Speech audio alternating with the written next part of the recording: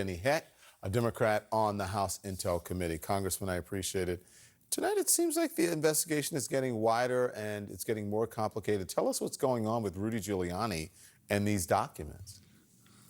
I'm pretty disinclined, frankly, Don, to give any more oxygen than is necessary to Rudy Giuliani, who appears to be playing no function other than to run around ranting and raving and throwing out these conspiracy theories in hopes that someone will stick and start being repeated in the echo chamber. I'd rather stick to the facts. And the facts are the President of the United States attempted to shake down the leader of another country and coerce him into interfering in our election, putting the president's own political interest ahead of our national security. And then secondly, we are experiencing the continuing revelation of a cover-up on a scale that only gets bigger every day. We had, to begin with, the acting director of National Intelligence refused to advance to the Intelligence Committee the whistleblower complaint, even though the law requires him to. In fact, he reached out to the White House, the subject of the complaint, to ask for their advice first. We know now that the document, the record of the telephone conversation, was moved to the code word server in violation of the previous executive order. We know all manner of cover-up has gone on here to hide the shakedown that the president engaged in. But it's all out there now, and the American public knows it. Well, I like the part, especially what you said about not giving Rudy Giuliani any oxygen. That is a very respectable answer. Thank you for that. CNN is also reporting tonight that President Trump saw an opportunity to use newly appointed conservative prime ministers in the UK and Australia as another avenue to discredit the Russian investigation. I mean, this seems like a full-scale international operation, doesn't it? It does, and it all seems a little bit retro to me. I mean, the Mueller report is out there, and it established clearly and firmly that there was a, quote, sweeping and systematic interference on our election by the Russians.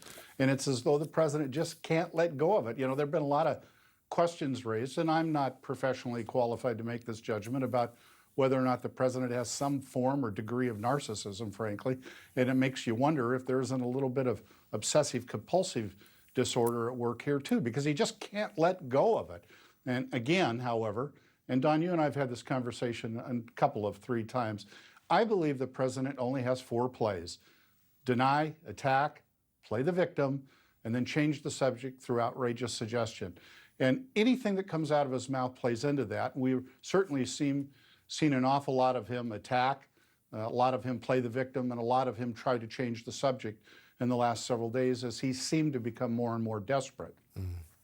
The Times reported today that your chairman, Adam Schiff, knew about the outline of the whistleblowers' concerns before the complaint was filed. The president's attacked him, saying, you know, without evidence, that Schiff helped write the whistleblower complaint. Watch this.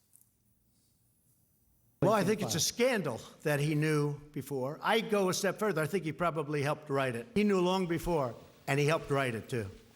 It's a scam. The whistleblower's attorney told CNN that allegation is false. Is Trump trying anything he can to, you know, to just put it out there to muddy the water? I think you just answered it in the question before, in your answer before. It's attack Adam Schiff, and it's attempt to outrageously, excuse me, change the subject is what that is. Look, Don, the United States Congress has a constitutional responsibility under Article 1 to provide oversight of the executive branch. And I know that the president doesn't like that. He doesn't like being held accountable. But the fact is, that's our responsibility. Furthermore, what occurred here was precisely in keeping not only with the law, but with past practice, which is that whistleblowers should feel free to come to the Oversight Committee and share their information with him. And the committee staff did exactly what has been the practice and is appropriate, which was to recommend to them that they get a lawyer and file a whistleblower complaint. And you know, Don, I think it's a little bit ironic when you consider, for example, the Republican portion of the Oversight Committee website actually has a tab marked "Blow the Whistle." So this is a standard practice within the Congress, is to invite people who think they've seen waste, fraud, abuse, or wrongdoing to come to us. It's our job. Yeah. Well, there you go. Thank you, Congressman. Appreciate your time. Travel safe. President Trump's language